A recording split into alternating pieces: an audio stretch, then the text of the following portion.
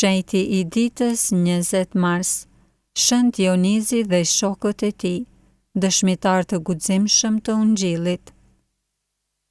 Shën Dionizi bashkë me shokët e tij Rustikun dhe Eleuterin është një nga shenjtarët më të nderuar të Francës dhe një dëshmitar i fuqishëm i besimit të krishterë në shekullin e tretë.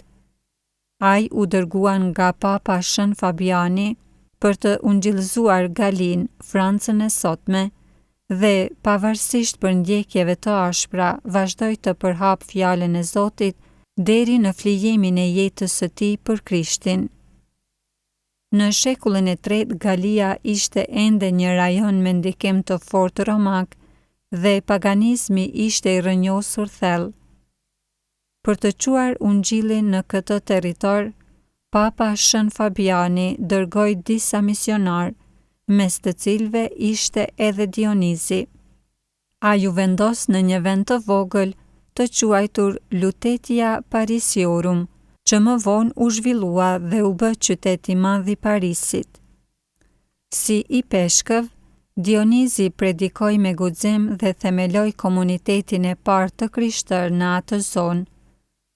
Në kohën kur perandori Valeriani nisi një përndjekje të egër kundër të krishterëve në vitin 258, Dionizi dhe shokët e tij u kapën dhe iu nënshtruan torturave të rënda.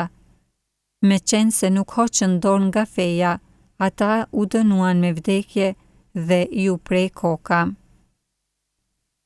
Mrekullia e martirizimit dhe trashëgimia e tij.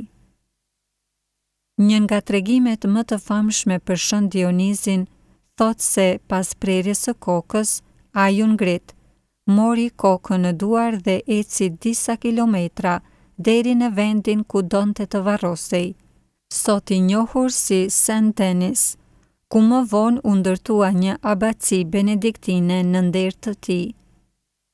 Në shekullin e 9 u përhap një teori sipas së cilës Shën Dionizi i Parisit ishte i njëjti me Dionizin Areopagitin, të cilin Shën Pali e kishte kthyer në besim në Athinë. Edhe pse kjo ide është kundërshtuar nga historianët, ajo ndihmoi që Dionisi të nderohej si një figurë me rëndësi apostolike dhe ta lidhte themelimin e kishës së Parisit drejt për drejt me kokën e apostujve. Me kalimin e shekujve, kulti i tij u përhap në të gjithë Francën dhe më gjerë. Ai u bë mbrojtësi i mbretërisë franke dhe imazhi i tij u vendos në flamujt luftarak të mbretërve francezë.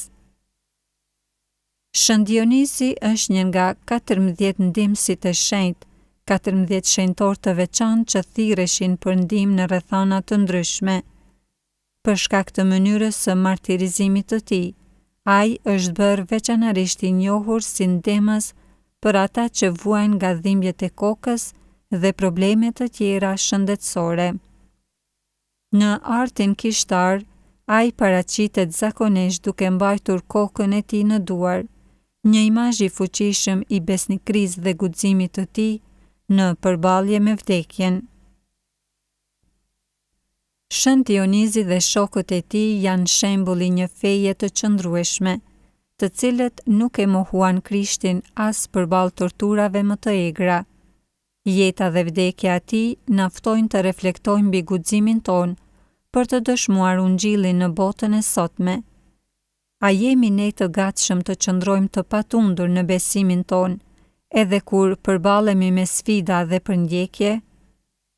Në një botë që shpesh e mohon vlerën e sakrificës dhe besnikërisë ndaj Zotit, historia e Shën Dionizit na kujton se shpërblimi i madh na pret në qiell nëse qëndrojmë besnik deri në fund.